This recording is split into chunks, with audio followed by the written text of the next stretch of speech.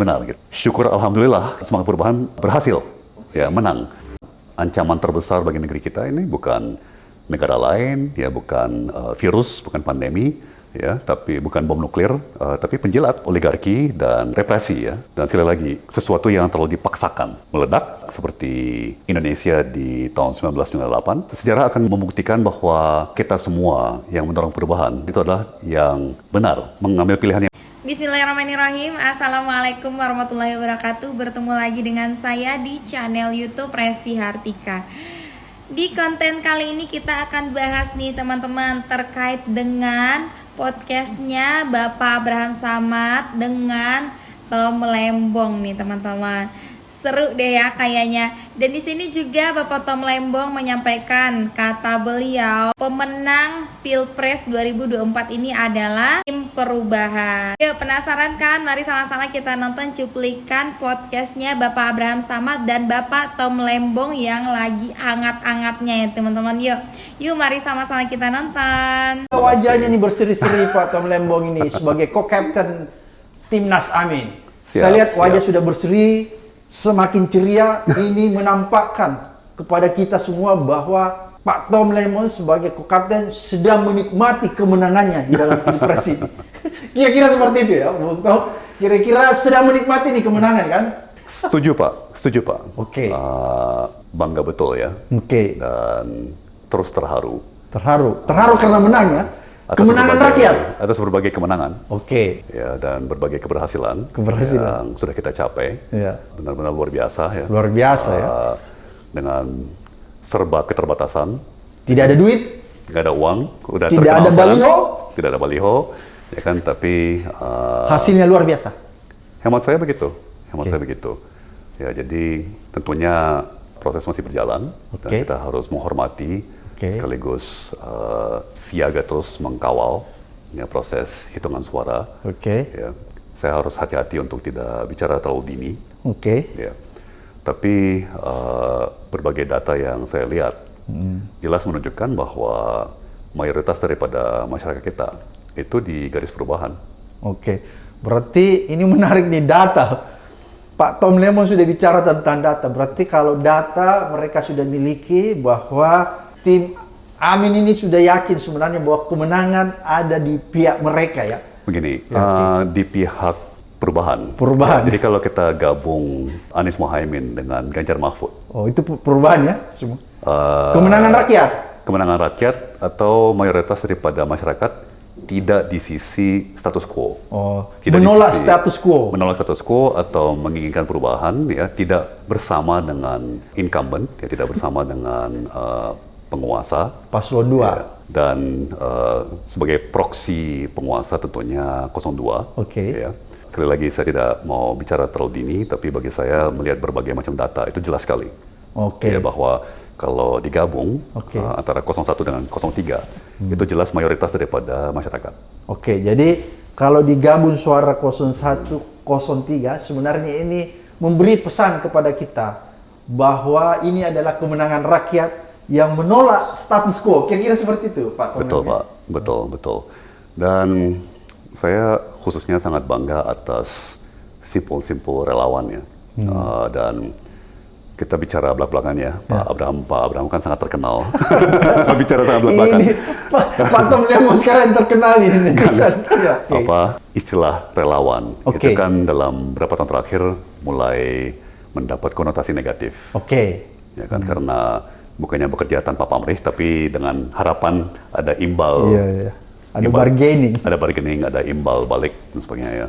Tapi di kampanye kami ya jelas ini dari nurani, ya kan, disemangati oleh nurani.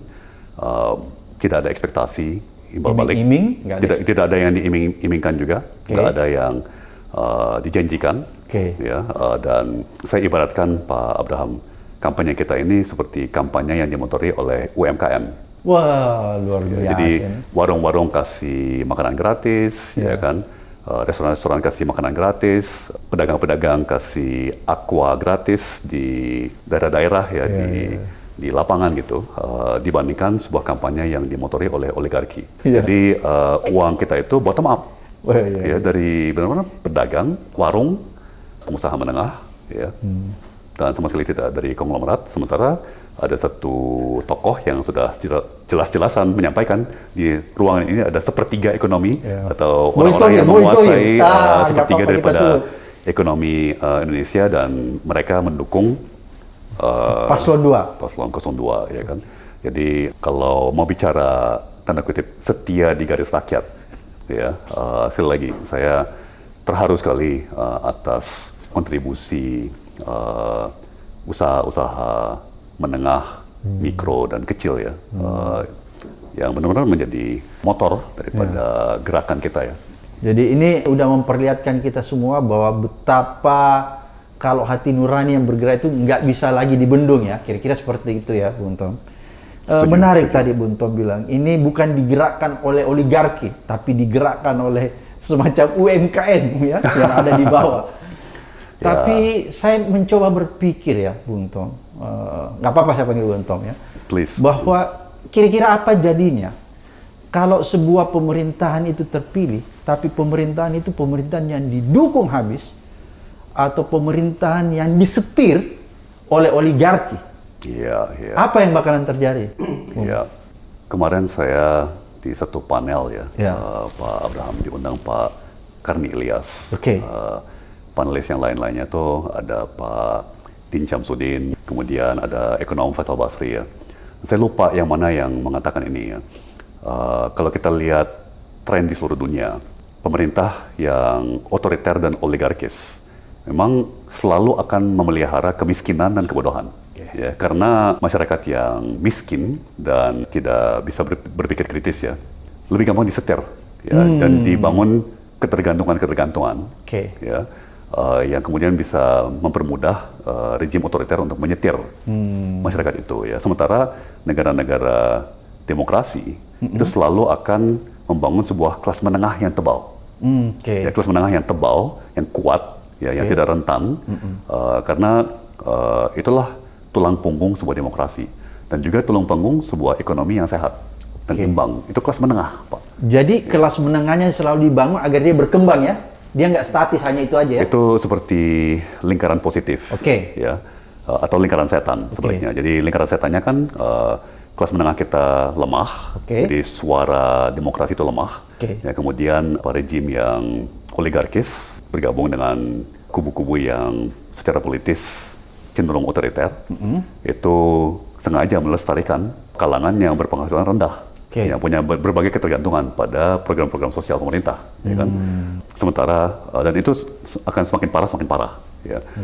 Ekonomi akan makin lemah, makin banyak orang yang merosot dari kelas menengah ke kelas bawah, ya, dalam situasi seperti itu. Sementara rejim atau pemerintahan yang demokratis itu selalu akan memupuk, ya, selalu akan mencari kebijakan yang pro kelas menengah. Ya, dan semakin tebal kelas menengah, semakin besar kelas menengah, itu kan cirinya bukan hanya penghasilan, tapi juga kesehatan, pendidikan, dan kelas menengah yang terdidik, kelas menengah yang sehat, ya, mereka itu udah pasti akan progresif, udah pasti akan bersuara, ya, punya opini, ya kan, dan menyuarakan terus, dan menagih kepada pemerintah, ya kan, dengan suara lantang. Itu kelas menengah, ya. Jadi dia menjadi penagih janji kepada pemerintah yang sedang berkuasa. Itu ciri-ciri kelas menengah, ya. Betul Jadi sekali. kelas menengah itu tidak selalu diidentikan dengan kemapanan dari segi ekonomi, ya. Di sisi ibu saya, ya, Pak Abraham, kakek nenek itu dua-duanya guru sekolah. Ya, di zaman kolonial, ya, jadi pasti bukan orang kaya, ya, bukan oligarki, udah pasti bukan oligarki, ini guru sekolah, ya, tapi di zaman itu status sosialnya tinggi, Pak. Ya, guru sekolah sangat itu dihormati, ya, karena tentunya dulu, ya, maaf, zaman kolonial pakai bahasa Belanda, jadi kalangan yang berbahasa Belanda itu dianggap terdidik dan menengah atas, terlepas penghasilan mereka mungkin tidak setinggi pedagang yang pendidikannya lebih rendah, gitu, ya. Itu contoh, dan ya, memang kelas menengah itu bukan hanya penghasilan, betul sekali. Jadi dari pendidikan, kecerdasan, ya, dan itu yang bikin saya juga optimis, Pak Abraham. Menurut saya para elit-elit bisnis terutama, tapi juga elit-elit politik, itu terlalu membesar-besarkan bahwa rakyat kita ini banyakkan lulusan SD dan SMP. Iya. Ya kan? Tapi menurut saya itu tidak relevan. Ya, karena meskipun mereka tanda kutip hanya lulus SD, SMP, mereka itu dari usia dini udah mengkonsumsi konten dari YouTube, dari Instagram, yang sifatnya global. Ya, jadi hemat saya terlepas dari ijazah, ya. Justru kalangan muda kita ini generasi yang paling terdidik tanda kutip, ya, yang paling luas wawasannya, yang paling gitu, yang paling punya kesadaran terhadap realita maupun hoax, ya, dan punya penilaian gitu ya. Jadi kelas menengah itu adalah kelas yang punya kesadaran sosial lebih kuat, ya, kira-kira seperti itu. Menarik apa yang disampaikan Bung Tom tadi, bahwa rejim yang otoritarian atau ciri-ciri rejim yang otoritarian itu selalu memelihara dan melanggengkan kemiskinan dan kebodohan. Kira-kira tanda petik begitu, ya, agar supaya dia bisa langgeng juga kekuasaan otoriternya, ya. Oleh karena itu kan kita udah belajar dari pengalaman nih, Bung Tom, ya, bahwa ada koreksi. Reformasi itu adalah koreksi dari pemerintahan sebelumnya, pemerintahan yang dianggap sangat otoritarian sehingga kita mengoreksinya pada saat itu. Tapi kita sangat ironis sebenarnya, Bung Tom, ya, karena seluruh yang dikoreksi di rejim otoritarian itu dikembalikan ke rejim sekarang untuk dilanggengkan. Salah satunya misalnya praktek politik keluarga. Saya tidak menggunakan dinasti politik. Kenapa saya tidak menggunakan kata dinasti politik? Jangan-jangan masyarakat kita nggak ngerti apa ini dinasti politik, sehingga mereka tidak aware, kan. Jadi saya menggunakan politik keluarga. Itu yang kita koreksi, karena politik keluarga ini adalah menghancurkan demokrasi sebenarnya, menutup harapan. Begitu banyak anak-anak muda yang punya potensi langsung tidak punya harapan, karena mereka menganggap betapapun saya hebatnya, betapapun saya pintarnya, kalau bukan keluarga atau bukan orang dalam, karena tidak punya orang dalam, bukan anak presiden, saya tidak akan mungkin bisa menjadi seorang pemimpin di negeri ini. Banyak pengalaman menarik dari negara tetangga, Pak Abraham. Ya, mungkin saya mulai dengan Thailand. Kita di sini masih bicara pemimpin dengan rasa raja atau kerajaan. Ya. Kalau Thailand itu benar-benar kerajaan, ya kan? Mereka udah ratusan tahun menjadi kerajaan, dan nggak pernah dirubah. Belum dirubah. Dan monarki yang konstitusional. Monarki konstitusional, dan raja itu sangat powerful, ya, sangat maha kuasa, sangat adikuasa, dan kaya raya. Ya. Nah, tapi 10 tahun lalu kan ada populis, yaitu Thaksin Shinawatra. Ya, yang menantang status quo, ya kan. Nah, kemudian dia dikudeta oleh militer, ya, yang mewakili kerajaan monarki, ya kan. Dia kabur, terus pemerintahan militer itu berkuasa selama 10 tahun. Ternyata ekonomi jalan di tempat, morat-marit, tidak berkembang, ya. Pertumbuhannya hanya 2% per tahun. Ya. Dan yang Pak Abraham bilang tadi, anak-anak muda semakin merasa tidak ada harapan. Ini semuanya dikendalikan oleh oligarki, oleh militer, oleh kerajaan. Hanya sekelompok orang. Hanya segelintir orang. Ya. Akhirnya apa yang terjadi? Tahun lalu Thailand itu ada pemilu juga. Semua orang kaget setengah mati karena pemenang pemilu, ya, dengan lebih dari 40% daripada suara. Itu sebuah parpol baru yang diisi anak-anak muda yang... Tapi bukan anak-anak muda seperti PSI, kan? bukan. Jadi kita harus luruskan dulu. Kita harus luruskan, bahwa bukan muda dari segi usia, tapi muda punya itu, ya. Yang lebih penting sebenarnya yang terang-terangan teknokratis. Teknokratis. Ada senior-senior juga di situ. Ya, tapi kebetulan pimpinan partainya Pita Limyarunrat. Ya, dia masih muda, usia 40-an. Satu alma mater dengan Pak Tom Lembong, ya? Lulusan Harvard juga kebetulan. Saya lihat temannya Tom Lembong. Saya belum pernah ketemu, nggak kenal juga. Tapi yang mengagetkan itu dia dapat 40% lebih dari suara dalam pemilu. Betul. Mengalahkan partainya si populis, Thaksin, dan apalagi mengalahkan partai yang mewakili militer dan kerajaan, yang cuma dapat 11-12%. Ya. Dan tadinya parpol reformis ini, parpol reformis teknokratis ini, sudah janjian bergabung dengan partainya Thaksin yang populis, ya, untuk membentuk pemerintah baru dan merubah status quo. Ya. Tapi dijegal oleh militer. Ya. Militer udah siap dengan sebuah senat, di mana anggotanya semuanya ditunjuk militer, ya kan? Akhirnya dijegal. Akhirnya apa? Karena partai kedua, ya, partainya si Thaksin itu kan kendalikan oleh Thaksin sendiri, keluarganya Thaksin. Ngomong politik keluarga. Ini dulu adiknya Thaksin, kemudian anaknya Thaksin, sekarang cucunya Thaksin, ya, yang mengendalikan partai ini. Akhirnya Thaksin sudah agak berusia, dia mau pulang ke Thailand, ya kan? Akhirnya dia mengkhianati partai yang reformis, teknokratis, dia malah bergabung dengan militer untuk mendukung sebuah perintah. Nah, apa yang terjadi itu kira-kira pertengahan tahun lalu. Ya, baru beberapa hari lalu Perdana Menteri yang ditunjuk, ya, yang udah menjabat kira-kira 6 bulan, 8 bulan, mengumumkan darurat ekonomi. Dan menghimbau agar Bank Sentral Thailand ya, segera mengadakan pertemuan di luar jadwal untuk segera nurunin bunga baht, ya, bunga lokal, bunga mata uang mereka gitu ya, bunga Thai baht. Ya. Pemerintah yang oligarkis dan otoriter di sana, bahkan monarkis, ya, kerajaan dan militer, ya, itu memang tidak akan mensejahterakan masyarakat. Ya, tidak akan. Dan saya yakin pemilu berikutnya itu partai yang reformis tadi, ya, yang teknokratis, reformis, muda, baru, segar, itu akan menang total, ya, mungkin dapat 60% dari suara. Ya. Tapi kan kehilangan beberapa tahun, di mana terutama kelas menengah makin merosot, makin menderita, ya kan, dan ekonomi juga makin lemot, ya. Itu contoh satu. Apa yang Bung Tom ingin gambarkan dari fenomena yang terjadi di Thailand tadi terhadap konteks yang terjadi di Indonesia? Sekarang yang sedang terjadi, ya, Pak Abraham, itu bukan hanya kontestasi pemilu, ya, tapi benar-benar sebuah pertempuran antara elemen-elemen yang reformis. Sebuah pertarungan, ya? Pertarungan antara elemen-elemen masyarakat yang reformis, progresif, ya, teknokratis, dengan elemen-elemen masyarakat yang pro status quo, ya, statis, konservatif, mau mencegah perubahan. Tapi sekali lagi, perubahan itu niscaya kalau menginginkan kemajuan. Ya kan?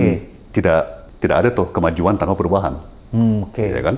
Jadi dulu, jangan pernah berharap sebuah kemajuan tanpa perubahan. Kira-kira seperti itu, ya? Dan itu hebatnya negara demokrasi kan. Kalau di kita mungkin antara oligarkik, otoriter dengan demokratis, teknokratis, ya kan.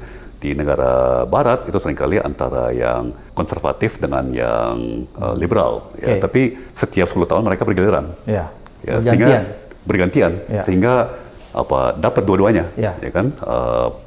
Progresif dapat selama 10 tahun katakan, tapi lama-lama kebablasan, udah capek, ya kan, udah nggak seger, beralih ke oposisi, ya, yang masih segar, udah istirahat lama, ya kan, bawa gagasan-gagasan baru, ya, dan misalnya lebih konservatif, ya kan, habis setelah 10 tahun atau 7 tahun mereka juga udah capek, ya kan, akhirnya beralih lagi, ya kan. Jadi itu indahnya demokrasi, ya, selalu ada penyegaran.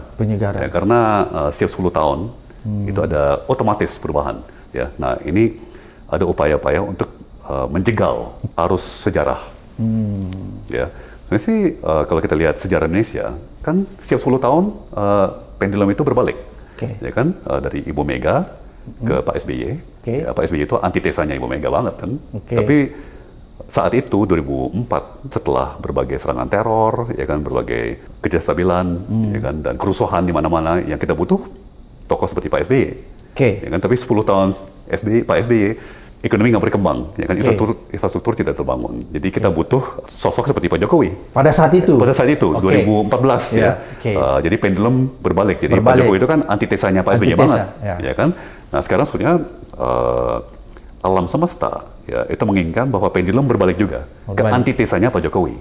Jadi Anies ini antitesanya Pak Jokowi, ya? Yakin.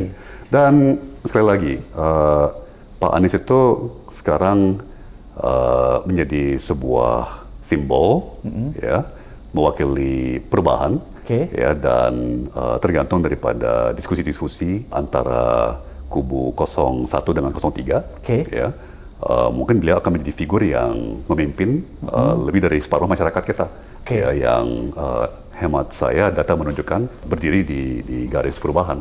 Bukan berdiri di status quo. Menarik nih, karena tadi Pak Tom ini udah gambarkan kita ya, fenomena perputaran pemerintahan itu ya, di setiap negara. Terus kita coba tarik ke dalam konteks Indonesia. Ada yang menarik ketika Jokowi awalnya itu kan dianggap sebagai antitesa nih dari SBY. Tapi dalam perjalanannya kemudian kita melihat ada perubahan yang signifikan dan membuat kita semua kecewa. Dan mungkin juga Pak Tom Lembong ini sangat kecewa karena orang yang sangat akrab dengan Pak Jokowi nih, netizen. Pak Tom Lembong ini sering buatkan pidato-pidatonya sehingga ya isi dalamnya Pak Jokowi ini tahu betul nih sama Pak Tom Lembong. Jadi Pak Abraham, mungkin malah dari berbagai orang ya, saya sangat bisa memaklumi. Sangat bisa memaklumi keinginan Pak Presiden ya untuk mempertahankan legasinya. Ya. Memang sistem kita ini rawan. Ya. Demokrasi kita kan belum terkonsolidasi dengan baik. Belum mapan. Belum mapan. Ya. Jadi lembaga-lembaga tinggi negara mudah untuk dibajak. Ya, apakah itu Mahkamah Konstitusi, apakah itu KPK, apakah itu lembaga tinggi negara lainnya ya. Jadi sementara oligarki ini kan bergerak terus menguasai untuk menguasai atau mempertahankan akses dan kenikmatannya ya. Saya sih sangat bisa mengerti ya kalau Pak Presiden Pak Jokowi Pak Jokowi tergoda atau terjebak di dalam sistem ini gitu ya. Tergoda atau terjebak? Mungkin dua-duanya. Menarik. Berarti bisa dia tergoda, bisa dia terjebak. Kira-kira apa keterlibatan atau apa perilaku politik Jokowi yang menurut hemat Pak Tom Lembong itu sangat bertentangan dengan kaidah-kaidah demokrasi yang sebenarnya? Begini Pak Abraham, kembali kepada situasi seorang presiden di dalam sistem seperti ini, ya. Dan juga aspek sistem, yaitu penjilat. Ya. Banyaknya penjilat yang ada di dalam sistem ini, dan itu juga bagian tidak sehat daripada budaya kita kan. Bahkan di dalam korporasi, ya sebagai seorang direktur utama atau sebagai seorang pimpinan, ya itu budaya menjilat itu luar biasa. Ya. Jadi saya suka bilang ancaman terbesar bagi negeri kita ini bukan negara lain, ya bukan virus, bukan pandemi, ya tapi bukan bom nuklir, tapi penjilat. Ya karena penjilat itu menjerumuskan. Menjerumuskan pimpinan-pimpinan kita ya ke arah yang salah. Ya. Sementara kalau misalnya kita jujur dan bicara apa adanya, ya dan kita memberantas ya budaya menjilat ini, tantangan dan ancaman apapun bisa kita hadapi. Ya, apakah itu pandemi, apakah itu bom nuklir, kita bisa hadapi. Ya, karena kita selalu akan berakar pada kebenaran dan realita, bukan kepada asal bapak senang ya, hanya di feeding ABS ya, di feeding yang menyenangkan doang ya kan, atau puja-puji itu kan mendistorsi perspektif pimpinan ya. Saya bahkan berharap dan agak optimis begitu Pak Presiden keluar dari sistem. Mungkin pelan-pelan akan kembali kepada aslinya. Si Pak Jokowinya? Kalau dia keluar dari sistem, dia kembali ke aslinya, berarti kalau... Ya, di satu sisi tentunya istilahnya itu there's no going back. Ya, jadi ada titik-titik tidak bisa kembali ya, tapi akan beda dibandingkan di saat beliau di dalam sistem gitu ya. Dan kita semua seperti itu. Kita semua pasti akan tergoda dan terjebak oleh penjilat-penjilat dan sistem, ya, apakah itu di tingkat menteri, apakah itu di tingkat gubernur, apakah itu di tingkat presiden, ya. Dan itulah pentingnya sistem demokrasi, di mana ada term limit. Ya, otomatis kita out. Ya. Jadi saya exit ya, keluar dari pemerintahan 5 tahun lalu, ya kan. Dan sekarang kalau saya lihat ke belakang, ya saya juga beberapa kali sempat kemakan juga. Bahagia ini Pak Tom Lembong ya ketika keluar dari pemerintahan? Sehat banget loh Pak, sangat sehat sekali ya untuk sekali-sekali keluar. Ya, jangan terlalu lama di situ. Ya, jadi memberikan perspektif, ya kan. Oh iya ya, jadi bisa melihat dari luar, ya, punya jarak, ya kan. Dan itu yang seringkali kita terjebak di situ ya, karena kita terlalu di dalam, terlalu tenggelam, terus dikepung oleh situasi pejabat-pejabat, ya kan, birokrasi dan ya penjilat, dan itu yang justru paling bahaya ya. Bung Tom, ada yang menarik. Berkali-kali Pak Tom ini selalu menggunakan kata oligarki, ya. Kalau kita berkaca di negara-negara luar, Pak Tom Lembang ini kan pengalaman di Amerika, dia alumni Harvard. Amerika juga itu punya oligarki. Setiap pilpres di Amerika itu juga sepertinya selalu diwarnai dengan permainan oligarki. Tapi kelebihan Amerika mungkin ketika presiden terpilih itu dia bisa tidak dikendalikan oleh oligarki lagi, ya. Dia kembali yang mengendalikan oligarki itu sehingga dia bisa tumbuh menjadi negara yang tetap mempertahankan sendi-sendi demokrasinya. Kira-kira seperti itu. Nah, gimana nih teman-teman? Sudah nonton cuplikannya? Nah, yuk kita lanjut lagi. Masih penasaran dengan isi podcastnya? Yuk kita nonton lagi yuk sama-sama untuk mendapatkan informasi dan pencerahan yang lebih jauh lagi nih. Yuk, mari sama-sama kita nonton. Yeah. Tapi apa yang terjadi di Indonesia, Bung Tom, bahwa kita selalu melahirkan pemimpin, tapi pemimpin yang kita lahirkan tidak mampu mengendalikan oligarki. Karena kan kita pasti paham bersama bahwa tidak akan mungkin kita bisa menghilangkan, melenyapkan oligarki itu. Tapi yang harus kita lakukan, kita bisa mengendalikan dia. Kan seperti begitu kira-kira, Bung Tom, ya? Mungkin saya kasih perspektif alternatif, Pak Abraham, ya. Jadi bandingkan oligarki di negara seperti Rusia dengan oligarki di negara seperti Amerika. Ya, tanpa mengurangi rasa hormat kepada banyak fansnya Vladimir Putin di Indonesia, ya, dan banyak yang pecinta Rusia. Saya juga tidak ada masalah dengan Rusia secara pribadi, ya. Kita nggak ada masalah ini. Nggak ada masalah dengan Rusia, apalagi bangsa Rusia, ya. Tapi faktanya kan Presiden Putin itu membawa Rusia ke arah yang semakin otoriter, ya. Dan ada oligarki di situ. Dan mereka kaya raya. Ya, ada beberapa puluh oligark yang mengendalikan seluruh ekonomi, ya. Tapi ekonominya kan miskin. Ekonominya miskin, pasarnya menjadi kecil. Ya. Rusia itu meskipun punya luas daratan, tidak jauh beda dengan luas daratannya Amerika. Itu mereka hanya 1/10-nya ekonomi Amerika. Ya. Jadi meskipun oligarknya kaya raya, ya mereka seperti ikan besar dalam kolam yang kecil. Sementara di Amerika dengan demokrasi itu jalan, kolamnya makin gede, ya, dan ekosistem itu berkembang, ya, sehingga ada oligark atau orang yang kaya raya, ya, yang juga mengendalikan banyak aset strategis, ya. Misalnya yang mengendalikan Google, yang mengendalikan Facebook, yang mengendalikan Tesla dan SpaceX, ya, itu punya kekuatan dan kuasa yang luar biasa, ya. Tapi kan kolamnya besar sekali dan ada banyak persaingan. Google juga punya ancaman, ya, persaingan. Facebook juga punya ancaman. Jadi itu bedanya. Dia bisa terkendalikan, ya. Ujungnya balik lagi kepada demokrasi. Demokrasi dan ekspresi rakyat dan masyarakat sipil, ya, yang terus menjaga, ya, dan terus melestarikan norma-norma, ya kan, praktek-praktek berekspresi secara bebas, ya kan, bicara belak-belakan, ya, bicara apa adanya, ya, membunuh budaya jilat. Terus-terusan. Ya, itu seperti kanker, ya, harus dibasmi terus-terusan, nggak bisa dibiarkan gitu. Bahkan dipotong, ya. Ya, jadi contoh lagi inovasi. Inovasi itu nggak mungkin lahir tanpa kebebasan berekspresi. Ya kan, karena inovasi itu kan lahir dari hal baru, ya, dari ide baru, temuan baru yang seringkali mengancam status quo. Ya. Kita ingat waktu aplikasi ojol ya, pertama kali timbul, Grab, kemudian Uber, waktu itu masih ada Uber, terus Gojek, ya, itu kan sangat mengancam industri taksi. Ya, sampai ada bentrokan antara supir taksi dengan supir ojol, kan? Ya.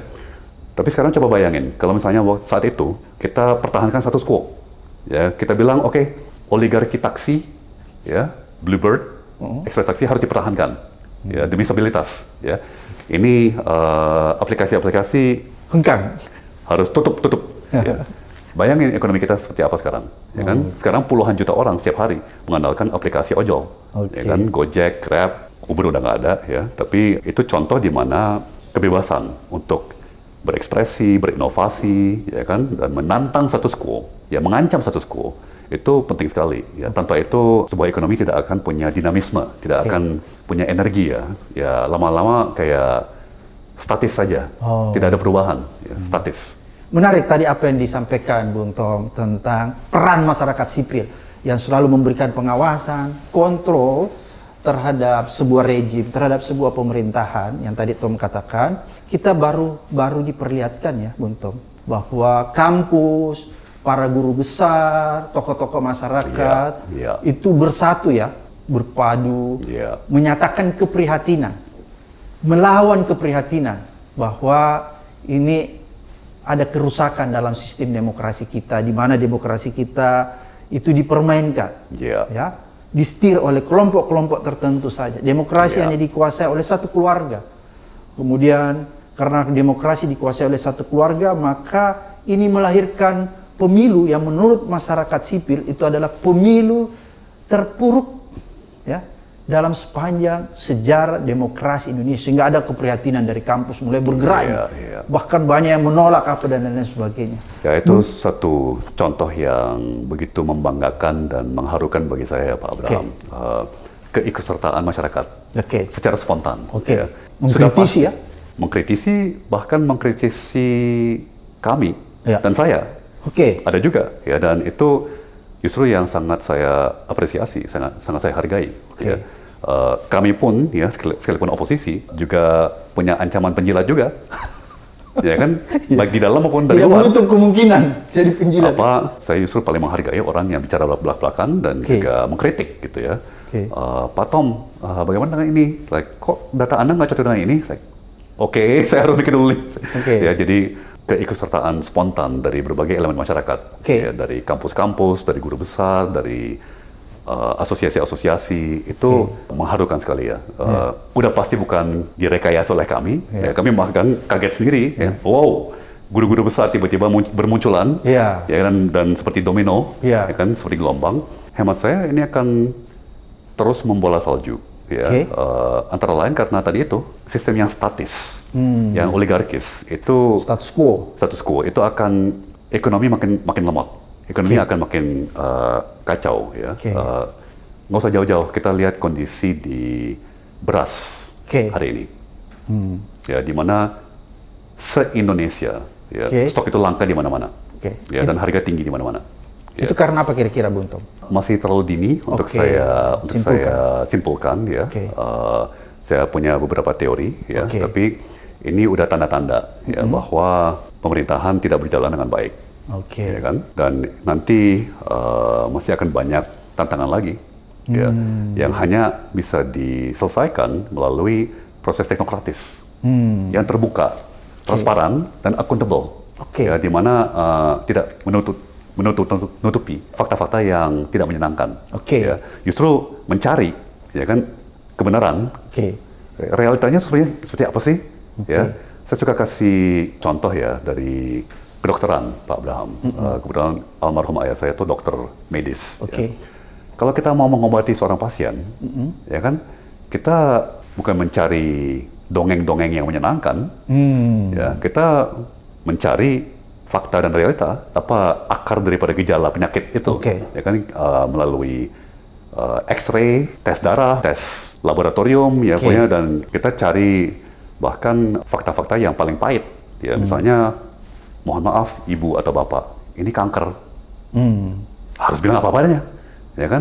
Coba kalau misalnya kita tahu ini kanker, terus kita bilang, oh ini cuma flu doang kok, ya kan? Loh, kalau ini cuma flu, kenapa saya dikasih obat keras kayak gini? Kita bingung kan? Justru perlu kerjasama antara pasien dengan dokter yang dilandasi pada kebenaran, pada fakta. Ya. Jadi sistem aristokrasi, monarki, ya, atau oligarki ya, yang rawan penjilatan dan pencitraan dan menutup-tutupi realita dan fakta, itu selalu akan kepleset, selalu akan salah langkah, selalu akan salah kebijakan. Ya, karena mengabaikan kebenaran, fakta-fakta, data-data yang ada, ya itu ditutup-tutupin terus, ya dibungkus dengan pencitraan, ya tapi ya itu yang kita lihat di bukan hanya Thailand ya, tapi di Malaysia, ya dan lebih parah lagi di tempat seperti Turki atau Argentina ya. Sekali lagi dengan mohon maaf, penuh rasa hormat bagi banyak fans Presiden Erdogan di Indonesia, Turki itu dalam 10 tahun terakhir, mata uangnya devaluasi 99%. Ya, jadi itu contoh nyata ya, Presiden Erdogan itu masuk sebagai seorang reformis, ya, benar-benar menantang status quo, merubah total, merombak total ekonomi sehingga menjadi sangat dinamis. Ya, di 10 tahun pertama Presiden Erdogan itu ekonomi Turki naik 3 kali lipat. Di 10 tahun kedua Presiden Erdogan itu pertumbuhannya menjadi 1% per tahun. Ya, kemudian inflasi menjadi 30, 50 bahkan 70% per tahun. Kemudian mata uang Turki ambruk sama sekali sampai devaluasi 99% dalam 10 tahun kedua, ya. Dari 20 tahun Presiden Erdogan berkuasa, ya, itu kelamaan banget kan. Jadi kelihatan banget kan di 10 tahun pertama dia darah segar, dia dinamis, dia membawa perubahan, dia reformis, teknokratis. Nah, kita sebagai bangsa saat ini menghadapi sebuah pilihan. Menarik tadi. Ya. Ditutup-tutupi, ya.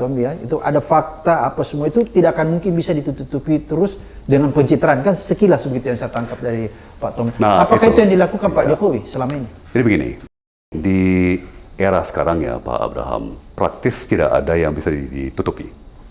Ya, gara-gara internet, ya, gara-gara smartphone, ya, HP, ponsel, di mana ada puluhan juta kamera di mana-mana yang bisa memfoto dan kemudian langsung mengupload, ya, ke media sosial. Dan itulah yang terjadi di Pilpres kemarin. Jadi ujungnya kebenaran itu nggak bisa dibendung. Ya. Misalnya bahwa harga beras itu tinggi di mana-mana, bahwa stok beras itu langka di mana-mana, itu semua orang udah tahu. Fakta. Ya. Itu fakta realita dan tidak bisa ditutupi. Mungkin sekarang lagi dihadapi dengan ancaman, ya, dan sensor, ya, pokoknya orang nggak boleh ngomong, ya kan, media tidak boleh meliput. Ya. Tapi di bawah kan orang semua tahu, barat sampai timur Indonesia, dari utara sampai selatan, semua orang tahu bahwa beras lagi mahal dan sulit, dan demikian juga solar, ya, dan lain-lain. Dan balik lagi, hanya pergantian kepada sebuah pemerintahan yang teknokratis, ya, yang transparan, yang memang berbasis fakta, realita, dan data, dan tidak menutup-tutupi, ya. Jadi bukan berbasis pencitraan, itu kuncinya. Karena kalau berbasis pencitraan, pasti lambat laun akan ketahuan, ya. Betapapun ditutupinya itu fakta itu. Dan kebijakannya selalu akan salah. Ya. Selalu salah. Antara lain juga karena penjilat kan. Karena penjilat bilang, aman pak, beres pak, aman pak, nggak usah khawatir. Terkendali kok, kita bisa kok. Ya kan? Nah, tinggal apakah kita ikut Thailand, ya, atau kita ikut Malaysia, atau jangan sampai kita ikut nasibnya Argentina, ya, yang udah ancur-ancuran lah.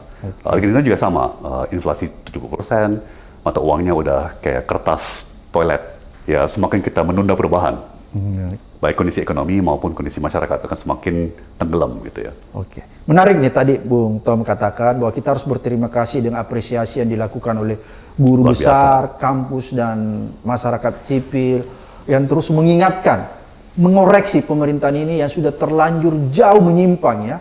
Apalagi kalau kita berbicara Pilpres, mereka dengan sudah sangat transparan, vulgar, para guru besar, ya. Kita lihat ada 100 tokoh yang berkumpul. Bung Tom tadi saya baru baca, itu jelas-jelas menyatakan menolak Pilpres yang dikategorikan adalah Pilpres tercurang sepanjang sejarah Republik Indonesia ini. Itu tadi Bung Tom bilang kita mengapresiasi karena itu mungkin bukan hal yang direkayasa, tapi itu tumbuh dari hati sanubari mereka. Ya. Jadi satu pencapaian kami, ya, sebagai sebuah kampanye, hemat saya, ya, kita sudah menjadikan Pak Anies itu simbol perubahan. Ya. Dan de facto pemimpin daripada oposisi, ya, gerakan perubahan, ya kan. Nah, sekali lagi kalau de facto presiden terpilih, ya, tinggal tunggu de jurinya. Sekali lagi kita harus menghormati proses. Menghormati proses.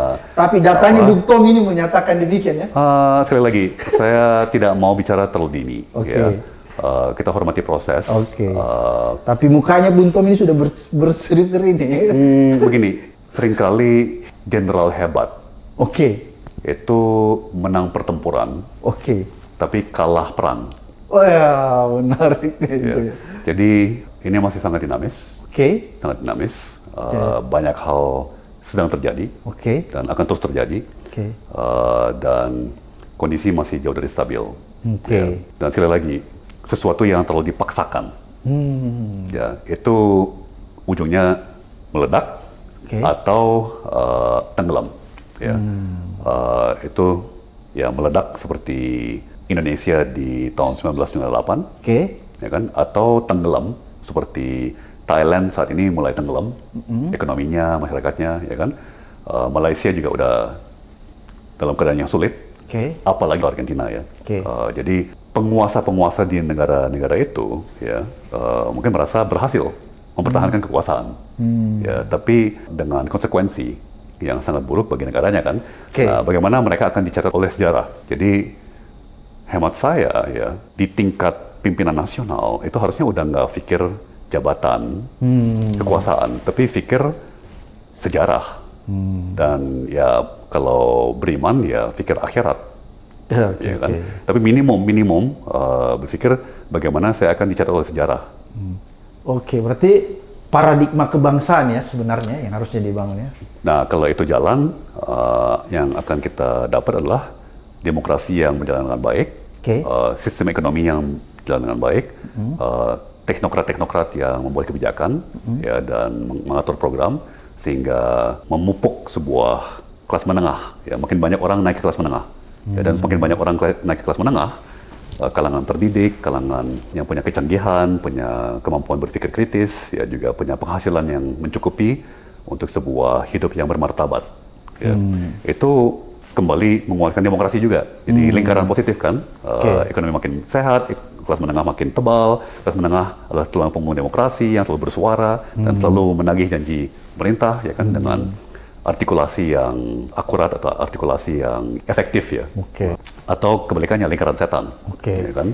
Ekonomi makin amburadul, penguasa terpaksa menggunakan cara-cara makin represif ya untuk mengendalikan situasi. Ekonomi makin tenggelam. Itu yang terjadi sekarang ya? Pertempuran antara dua elemen ini sedang terjadi.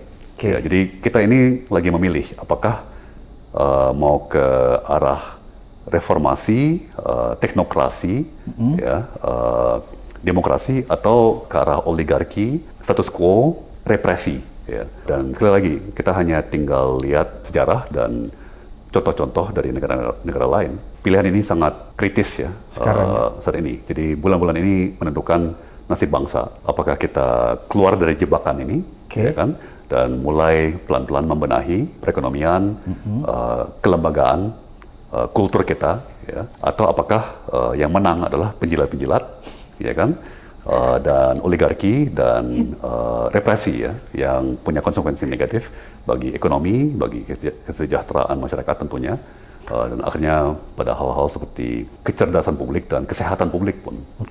Menarik tadi apa yang disampaikan Bung Tom ini, bahwa sebenarnya Pilpres ini berdasarkan data di lapangan, fakta yang Bung Tom temukan, bahwa ternyata pemenangnya itu bukan 02, tapi pemenangnya adalah antara perubahan, yaitu paslon 1 dan paslon 3. Bertemunya paslon 1, paslon 3. Seperti itu ya, saya gambarkan bahwa kemenangan rakyat ada di situ. Karena kemenangan rakyat itu bahwa ternyata menolak yang namanya status quo yang disimbolkan di paslon nomor 2. Kan itu kan begitu ya, bahwa Pilpres ini sebenarnya pemenangnya itu adalah perubahan yang mengawinkan antara paslon 1, kekuatan paslon 1 dan paslon 3 yang menolak secara terang-terangan paslon nomor 2 yang diidentifikasi sebagai status quo. Begitu kira-kira ya? Setuju, dan saya melihat tren Pak Abraham bahwa ini akan semakin membola salju. Ya, ini belum puncaknya. Belum puncaknya. Ini baru babak 2 atau babak 3 dari 10 atau 12 babak. Ya. Masih panjang. Pertandingan atau pertempuran antara elemen-elemen yang pro status quo, ya, anti progresif, ya, anti reformasi, dan elemen-elemen yang mendorong perubahan, reformasi dan teknokrasi. Ya. Bung Tom, kalau kita lihat kan kemarin Pak Ganjar itu kan sudah menyampaikan bahwa kita harus menyelesaikan seluruh persoalan kebangsaan yang berkaitan dengan Pilpres ini melalui 2, yaitu hak angket atau hak interpelasi. Kemudian Pak Anies juga menyatakan bahwa ya mungkin kita akan berpikir ke arah sana ya, memikirkan bahwa kalau pada akhirnya itu yang harus ditempuh, maka ini menjadi konsensus antara 1 dan 3 untuk menyelamatkan demokrasi. Jadi ini formatnya untuk menyelamatkan demokrasi, Bung Tom. Apakah menurut Bung Tom lihat bahwa kondisi ke arah sana itu sedang berjalan, sedang bergulir? Saya harus bicara jujur bahwa politik suatu hal yang baru buat saya, terutama politik partai. Ya, saya memang tidak ahli dinamika antara parpol, ya kan, antar koalisi, bargaining atau penyelarasan agenda, ya, antar koalisi dan sebagainya ya. Jadi daripada saya salah, lebih baik jangan mengkomentari. Bung Tom, yang menarik bahwa sebenarnya kalau kita lihat ya, publik kemarin itu sempat galau juga awal-awal, tapi sekarang udah tenang kembali. Setenang wajahnya Pak Tom Lembang. Awalnya galau, publik menantikan mana nih apa yang akan disampaikan nih oleh Timnas atau Pak Anies terhadap kondisi Pilpres yang mengagetkan kita pada awal-awalnya, walaupun setelah berjalan aja kita udah melihat kebenarannya sesungguhnya. Pemenangnya itu adalah perubahan, kira-kira gitu ya. Itu tadi yang Pak Tom, nggak usah galau, nggak usah terlalu pusing, tenang saja, nggak usah pikirkan yang terlalu berat, karena Pak Tom sudah yakin bahwa pemenang ini adalah perubahan. Dan yang menjadi penting sekarang Pak Abraham adalah harus terus menyala. Harus api terus dinyalakan ya. Ya, jadi ini peluang kita semua ya untuk mendongkrak ya, untuk menerobos ke arah yang lebih baik. Dan jangan sampai kesempatan ini terlewat gitu ya. Dan saya kira tren-tren yang saya lihat dalam ekonomi ya, dalam kondisi hidup masyarakat itu akan semakin memicu semangat perubahan di berbagai kalangan. Ya, jadi saya percaya banget bahwa elemen-elemen masyarakat, baik di politik ya, maupun di masyarakat sipil, berbagai kalangan, yang di sisi perubahan itu di sisi sejarah yang benar. Ya, jadi sejarah akan membuktikan bahwa kita di sisi yang benar gitu.